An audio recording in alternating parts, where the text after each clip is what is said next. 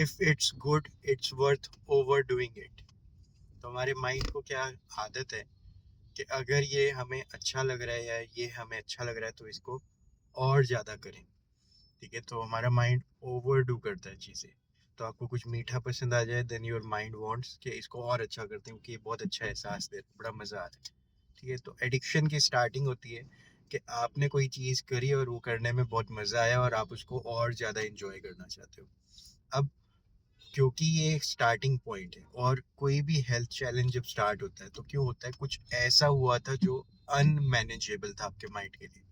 ठीक है, तो आपने उसके लिए प्रिपेयर नहीं किया था, वो आपको हर्ट कर रहा है, आप डिस्टर्ब हो रहे हो और इसलिए वो आपको एक अनमैनेजेबल माइंडसेट में लेकर जा रहा है और कोई ना कोई हेल्थ चैलेंज की शेप ले रहा है। ठीक है, तो हम क्या कर रहे हैं कि आप मेंटली जो आपको डिस्टर्बिंग इवेंट है उस पे चले जाओ।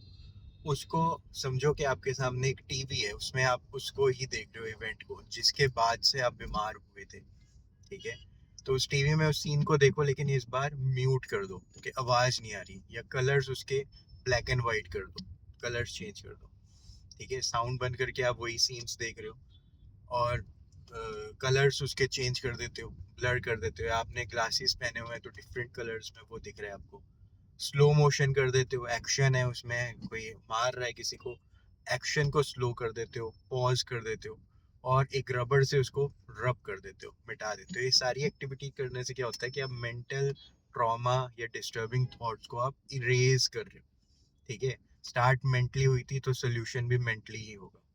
ठीक है, इसलिए फिजिकल सॉल्यूशंस आप अटेम्प्ट करते रहते हो, वो प्रॉब्लम फिर से वापस आ जाती है क्योंकि वो प्रॉब्लम फिजिकल थी ही नहीं।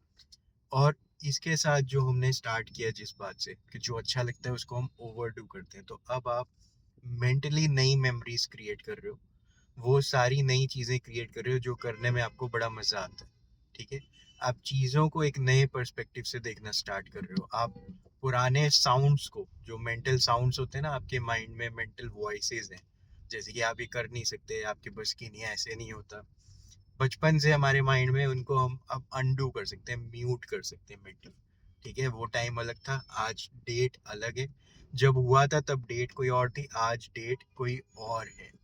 ठीक है, तो मेंटली आप अपने आप को बार बार बता सकते हो आज डेट कोई और है, आज डे कोई और है, आज चीज़ें कुछ और होने वाली है।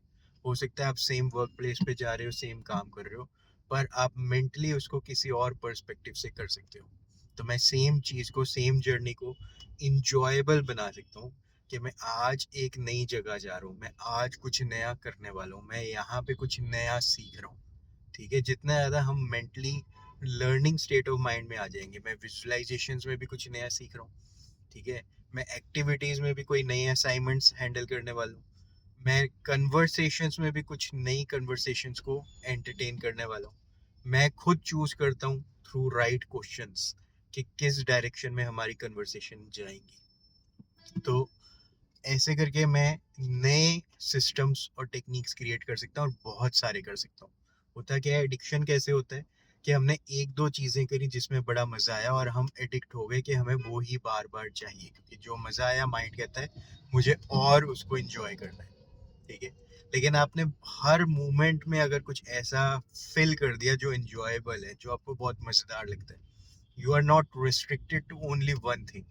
एक दो चीज़ों के साथ आप एडिक्टेड नहीं हो, आप हर चीज़ को पूरी तरह से रिलिश करते हो, हर मोमेंट को पूरी तरह से इंजॉय करते हो। अगर इस स्टेट ऑफ माइंड में आप आ जाते हो कि हर एक चीज़ मुझे मेरे गोल्स के पास लेकर जा रही है, सारी चीज़ें ऐसे अलाइंड है कि मुझे जो चाहिए वो मिल जाए, जो मैंने एक महीना पहले विजुलाइज किया था वो फिजिकली शेप ले रहा है।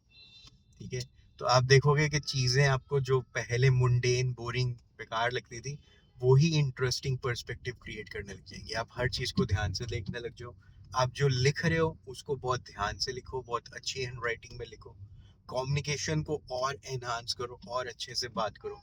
तो आप छोटे छोटे इंक्रीमेंटल इम्प्रूवमेंट करोगे, आपका लर्निंग कर्व चेंज हो जाएगा। सेम चीज़ के लिए आपका एक्शन चेंज हो रहा है, और एक्शन चेंज हो रहा है इसलिए आपके रिजल्ट चेंज हो रहे हैं। स्टार्टिंग कहाँ से हुई थी?